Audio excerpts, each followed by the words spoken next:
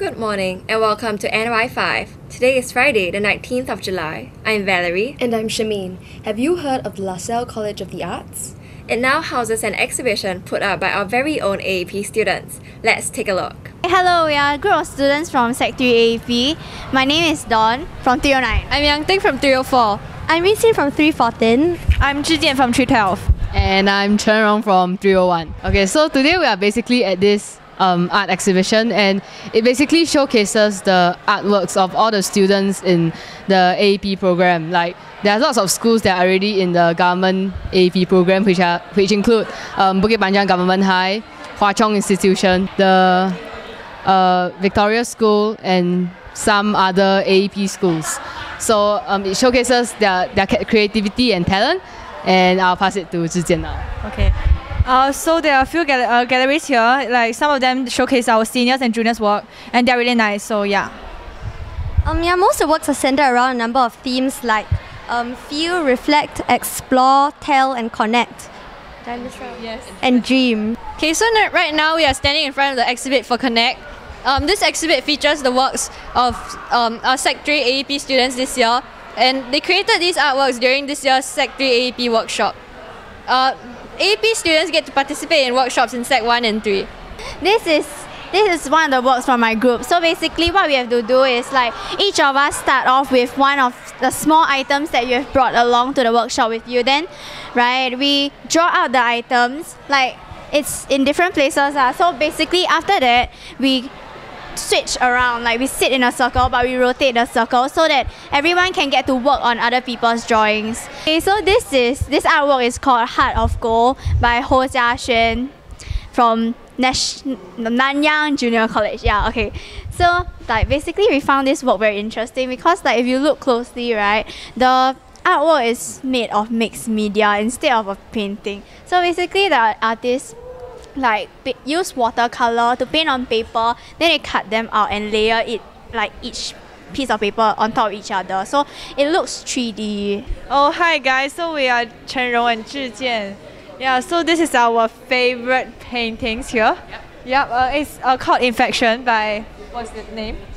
Shen Han Mo, and he's from Nanyang JC. Yeah. And we think that he did a really great job for this painting because it's got inflections instead of reflections, so that's kind of rare to have reflections, the replaced with an in.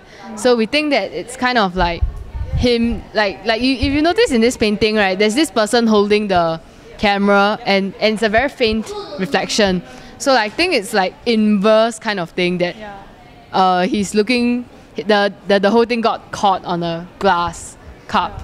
And we think that, like, the details were very well drawn, and it's like really down to the finest stroke that the artist managed to draw it that well. You can see, like, there's memories of these painters. Yeah, so there's different objects combined together and give a very nostalgic feeling. It's like kind of remind us of our own like past. Yeah.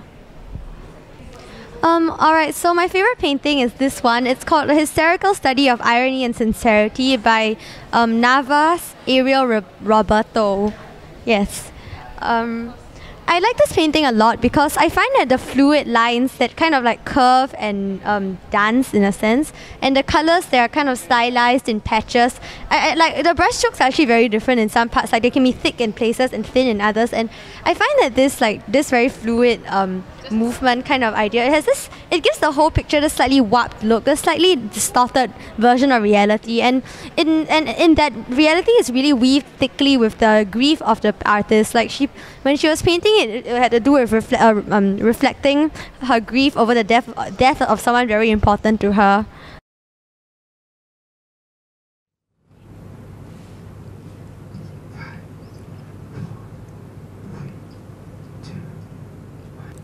Thank you, AP students. With block tests around the corner, are you feeling perhaps angsty? Fear not. Nicole and Yuning are here with the first part of the new series called ANGST. In this first edition, we'll be taught on how to ask our parents for more money. Let's check it out. ANGST, a Nanyang girl survival tutorial. Step 1. Start the preparation process early. As with all ancient rituals, you will need certain materials and time to gather them. Step 2. Anticipate your parents' actions by observing their behavioral patterns. They too will carry out regular inspections of your life. To pass this routine test, you must hunt down the following endangered qualities: A clean room, polite language, good grades, constant show of affection, even if you don't mean it. The last point is extremely important, but also the most difficult to obtain. Obey. Side effects of this could be an injury to pride and a loss of teenage flavor. Step 3. Do your research. Say financial assistance instead of I need money, and student responsibilities instead of I need to pay for CCA funds but I spent all my money on Starbucks so I can take hipster photos with my friend.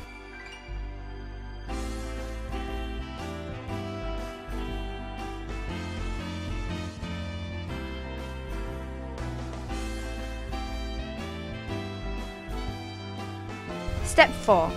Prepare allies and weapons. If you have a sibling, make sure he or she slips in a good word for you over dinner. Be a savvy negotiator. Make sure you return that sibling a reasonably helpful favor. If you are an only child, make sure one of your parents is on your side. Use your weapons effectively. Practice your puppy dog eyes and your trembling voice. Step 5. Execute your strategy with the utmost care. Once you have all your weapons ready, dress for battle in the most presentable clothes and invite your mother to your very clean room for afternoon tea. Speak in the Queen's English and cross your ankles. Anything to convince her that you are a mature, responsible teenager whose need for money is not unhealthy. Step 6. Your mother may tell you to go to your father. Your father may then tell you to go to your mother. In the event that this occurs, approach them only when they are alone. Tell your mother your father wants her to make the decision. Tell your father your mother wants him to make the decision. Sooner or later, one of them will crack and fish out his or her wallet.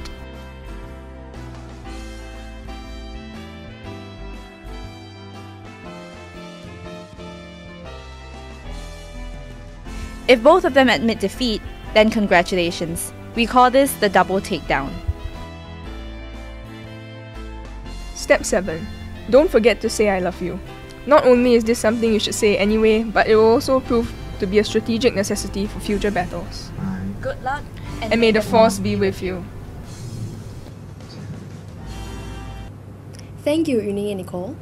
MET International is a non-profit organization that delivers and manages medical equipment in resource-poor hospitals in Zanzibar, Tanzania. It works closely with the government of Zanzibar to ensure quality healthcare for everyone. We interviewed the co-founder of MET International, Mr. Chia Han Shing, who came down to the studio to do the segment with us. Pei Han will now bring us more. Good morning, everyone. This is Pei Han reporting from the studio. This NY5 show, we bring you an exclusive interview with Mr. Chia Han Sheng, a university undergraduate at Browns and the co-founder of MET International. MET International is a non-governmental organization that aims to raise the standard of healthcare in developing countries, mainly through increasing the availability of life-saving medical equipment. For example, MET International helped in the case of Zanzibar. One challenge the country's hospitals faced is the lack of life-saving equipment, and key donations are not always matched to Zanzibar's needs. Surely, the common man will benefit because when we repair the equipment and it is in good working condition at all times, and you don't have downtime of the equipment, and eventually healthcare services will improve. To solve this problem, MET International conducted comprehensive assessments of existing equipment, clinical needs, and infrastructural capacity before donating relevant equipment. Okay, I'm Han Sheng, and I started the organization MET International with a friend in university. And what we do is that we make more medical equipment available for patients who need it most. So, for example, if you get in a car accident and you turn up at the hospital and you need an operation, we make sure the anesthesia machine is there, working and ready for you. After NS, I did some trips to Nepal, did some healthcare surveys with orphanages there, and really started getting a better understanding. And then in 2011, my friend and I, we started this organization, and we were invited by the Ministry of Health of Zanzibar, Tanzania, to come in and help improve the healthcare system. MET International believes in saving lives by increasing the availability of medical equipment. We are currently working on the beautiful islands of Zanzibar, whose population of 1 million people has an average life expectancy of only 48 years. While many Zanzibaris seek healthcare at local hospitals, these hospitals are unable to deliver the necessary care due to a lack of life-saving medical equipment. You know, on a very personal front, having been on the ground and having watched some of the suffering, it's very heart-wrenching. You know, so for example, I remember every day when I go into the wards, you know, you have two mothers giving birth at the same time on one bed, you know, because there's just overcrowding. You know, the infant intensive care unit had about 50% mortality rate. You know, all this stuff is very heart-wrenching. I think on the macro level, you know, we all understand that healthcare has a lot of spillover effects and externalities on the economy, you know, and so health in general is just very important for society. I think our first aim, we're currently in 3 hospitals in Zanzibar. There are about another 7 to go. When I first arrived, there were 8 infant incubators. These are machines that keep babies warm, but only 2 of them were working. By the end of our trip, we had all 8 working, and this was only in 1 hospital. The aim is to be able to do this across 10 hospitals. So scaling up, moving to more hospitals is one aim. We are also moving into a bit of like data management and helping donors make more effective donations of medical technology. You guys are from Nanyang, you know, smart, driven. You know, I would like to say push yourself a little bit further and make sure that you're very rigorous in your problem assessment, in your solutions development.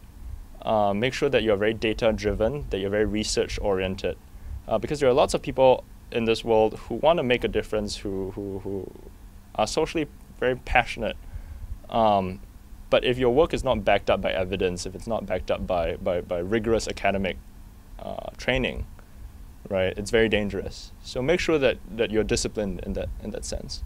To find out more about Med International, do check out their website at www.medinternational-us.org or its Facebook page at the links below. NY5 wishes Mr. Chia and Med International all the best in their future endeavors. This has been Peihan reporting from NY5. Thank you, Peihan. Also, we would like to thank Ms. Chia Hui-ping for sourcing this interview for NY5. And this brings us to the end of the show. If you have any suggestions for future episodes of Angst, tell us what you think on our Facebook page at facebook.com/NY5NYGH or Twitter at NY5NYGH. This has been an NY5 production. I'm Charmaine. And I'm Valerie. Thank you and goodbye.